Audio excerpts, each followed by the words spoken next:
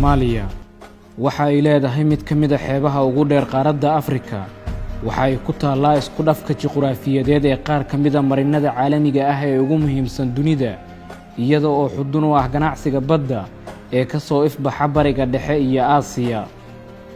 waa madal muhiim u ah isku socodka dhaqaalaha dunida, waxaana maalin kasta mara biyaha Soomaaliya tiro badan oo maraakiib ah, kuwaasi oo sida shidaal iyo shixnado kale oo ganacsi.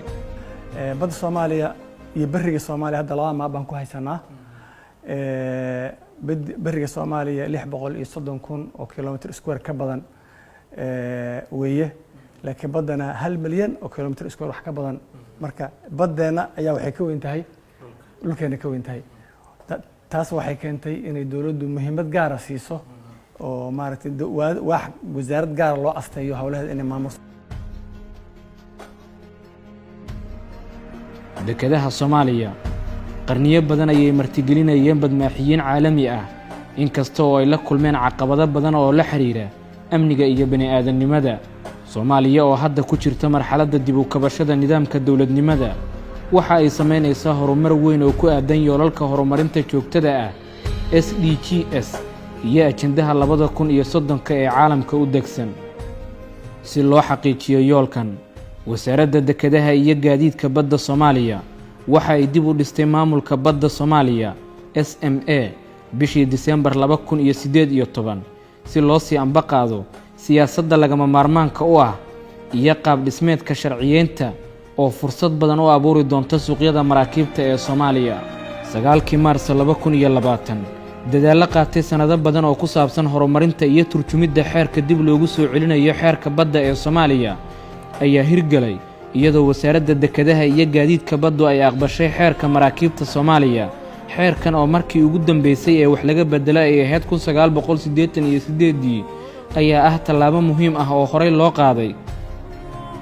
waxaana looga gol lahaa in lagu hubiyo u hoggaansanaanta qaab dhismeedyada badaha caalamiga ah ee u dambeeyey, sida heshiiska qaramada midoobay ee sharciga badaha UNCLOS.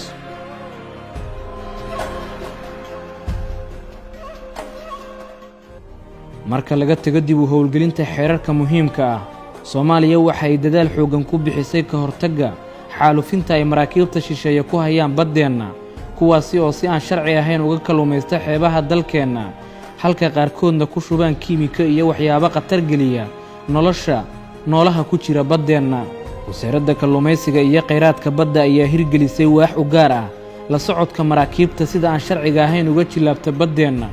iyadoo la isticmaalaya agab casri ah oo suurto gelinaya in la ogaado rukhsadaha ay haystaan iyo shirkadaha ay u diiwaan gashan yihiin maraakiibta ku soo xadgudba baddeenna. systemka marka wuxuu u shaqeeyaa laba qaab u shaqeeyaa. qaab la yiraahdo vessels monitoring system waa la socodka markab kalluumaysi habka loola socon lahaa.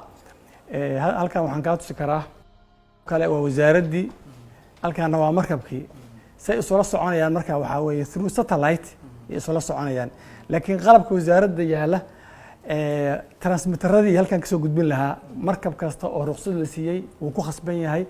in uu ku rakibo markabkiisa. wuxuu kaloo waajib ku ah inuu daaran yahay, had iyo jeer daaran yahay,